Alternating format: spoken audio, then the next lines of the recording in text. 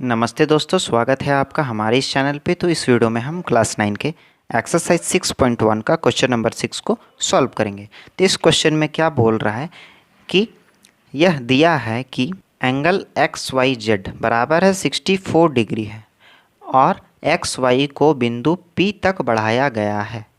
दी हुई सूचना से एक आकृति खींचिए। आकृति खुद से खींचने बोल रहा है, चलिए आकृति को खींचते हैं। ठीक है, क्या बोल रहा है, एंगल एक्स वाई जेड यानी कि वाई क्या है तो 64 डिग्री का है। ठीक, तो यहाँ पे हम लोगों को वाई बनाना पड़ेगा और इसको कितना डिग्री का करना पड़ेगा तो 64 डिग्री। तो ये हो गया, हम लोग यहाँ पे चांद को पहले अच्छे से लगा लेते हैं। ठीक, अब क्या बोल रहा है तो 64 डिग्री। 1 2 3 4, तो यहाँ पे हो गया 64 डिग्री। इसको ऐसे करके हम लोग यहाँ पे मिला सकते हैं। ठीक है, यहाँ पे हम लोग यहाँ पे मिला लिए हैं तो ये क्या हो गया, ये हो गया 64 डिग्री। ठीक, यहाँ पे दिया गया है और एक्स वाई जेड है तो ये क्या हो गया, ये हो गया एक्स, ये हो गया वाई और ये हो गया जेड। ठीक है, यहाँ तक समझ में आ गया। अब क्या बोल रहा है, और एक्स वाई को बिंदु P तक बढ़ाया गया। एक्स वाई को बढ़ाया गया कितना, बिंदु P तक। ठीक, इसको भी बढ़ा लेते हैं।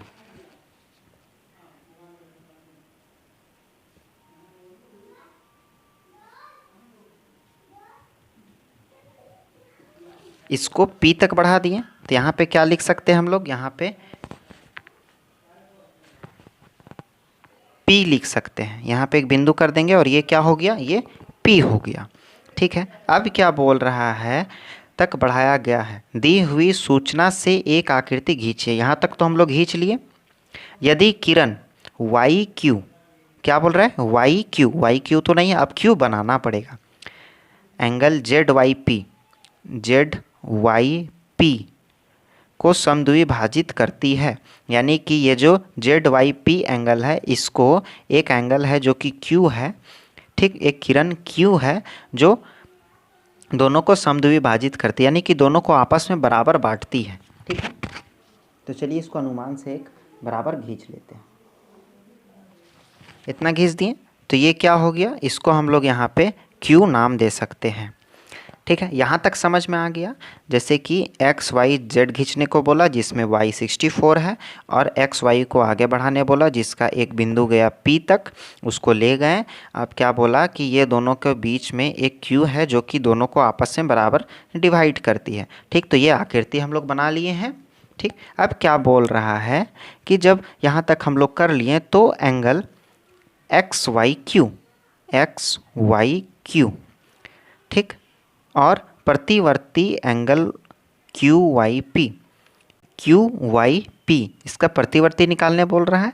तो जब हम लोग इसका मान निकाल लेंगे तो इसको 360 डिग्री से जब माइनस कर देंगे तो उसका प्रतिवर्ती निकल जाएगा। ठीक, तो हम लोग को यहाँ पे कुल क्या निकालने बोल रहा है, तो कुल निकालने बोल रहा है एंगल एक्स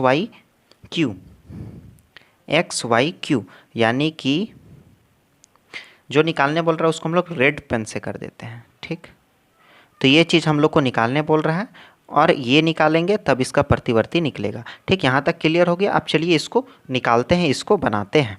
यहाँ लिखेंगे दिया है, जो चीज़ दिया रहता है उसको हम लोग यहाँ पे लिख देना चाहिए। एंगल एक्स वाई जेड बराबर है 64 डिग्री का।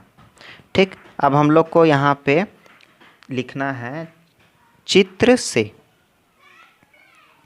तो चित्र से हम लोग क्या लिखेंगे, तो यहाँ पे लिखेंगे एक्स वाई पी एक रेखा है।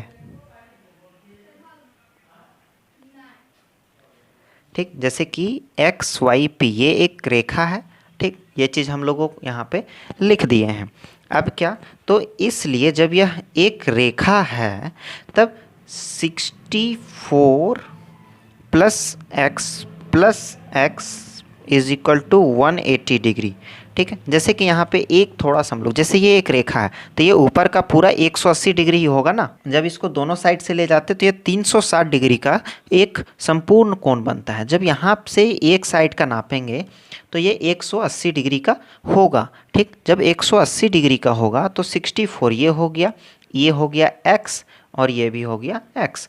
ठीक, तो ये दोनों जब हम लोग को निकल जाएगा तो क्या हम लोग एंगल एक्स वाई क्यू, तो एक्स वाई क्यू हम लोग यानी इसको निकाल लेंगे पूरा। इसको जब इससे प्लस कर देंगे तो ये पूरा का निकल जाएगा, और इसको जब निकाल लेंगे तो इसका प्रतिवर्ती भी 360 से माइनस करके निकल जाएगा। ठीक, तो उसी चीज़ को हम लोग यहाँ पर कर रहे हैं। 64 plus x is equal to 180 degree. ठीक, यानी कि 64x और x मिला के 180 डिग्री है। ठीक है, अब यहाँ तक तो समझ में आ गया। अब यहाँ पे क्या करना है, तो 64 इसको प्लस ये x क्या हो जाएगा 2x is equal to 180 degree. अब जब 2x is equal to 180 degree minus 64, ये प्लस में है माइनस हो जाएगा तो यहाँ पे हो जाएगा 2x इज इक्वल टू, जब ये आपस में कटेगा जैसे कि इससे माइनस होगा तो मेरा क्या आंसर आ जाएगा, आंसर आ जाएगा 116। अब जब x का वैल्यू निकालेंगे तो 116 डिविजल बाई 2, ये मल्टीप्लाई में इधर चला जाएगा डिवाइड में हो जाएगा, तो x का वैल्यू क्या हो जाएगा 58। ठीक, x का वैल्यू क्या हो गया 58 हो गया। अब यहीं पे हम लोग बगल में लिखते हैं ताकि इधर उधर जाना ना पड़े। तो जब x का वैल्यू 58 डिग्री हो गया हम लोगों का, तो यहाँ पे हम लोग थोड़ा सा देखेंगे, जब ये x का वैल्यू 58 डिग्री हो गया तो अब ये जो दोनों है इसको मिलाने में हमको टाइम लगेगा, ये दोनों को प्लस कर देंगे, ख़त्म कहानी। ठीक है, अब यहाँ पे लिखते हैं इसलिए एंगल एक्स वाई क्यू, ठीक है, एंगल एक्स वाई क्यू बराबर है 64 प्लस एक्स का।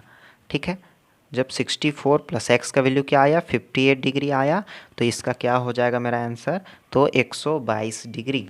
तो यहाँ तक हम लोग मान निकाल लिए। अब क्या निकालेंगे, तो यहाँ पे लिखेंगे चूँकि एंगल एक्स वाई पी। ठीक है, यहाँ पे हम लोग एक चीज़ देखेंगे, ये दोनों एक दूसरे का समद्विभाजित करते, यानी कि ये साइड बराबर है, ये क्वेश्चन में लिखा गया है। तो ये x का क्या वैल्यू हो जाएगा 58 डिग्री, तो यानी कि क्यू वाई पी का वैल्यू क्या हो गया 58 डिग्री। अब यहाँ पे इसका प्रतिवर्ती निकालेंगे, तो प्रतिवर्ती निकालेंगे तो क्या हो जाएगा, एंगल क्यू वाई पी बराबर है कितना 360 डिग्री माइनस 58 डिग्री। ठीक, जब 360 डिग्री से माइनस कर देंगे तो इसका प्रतिवर्ती निकल जाएगा, तो इसका क्या हो जाएगा 302, यानी कि एंगल क्यू वाई पी बराबर है 302 डिग्री। ये हो जाएगा इसका आंसर। इसको एक बार देख लीजिए। ठीक है, ये हो गया इसका डायग्राम और ये हो गया इसका सॉल्यूशन।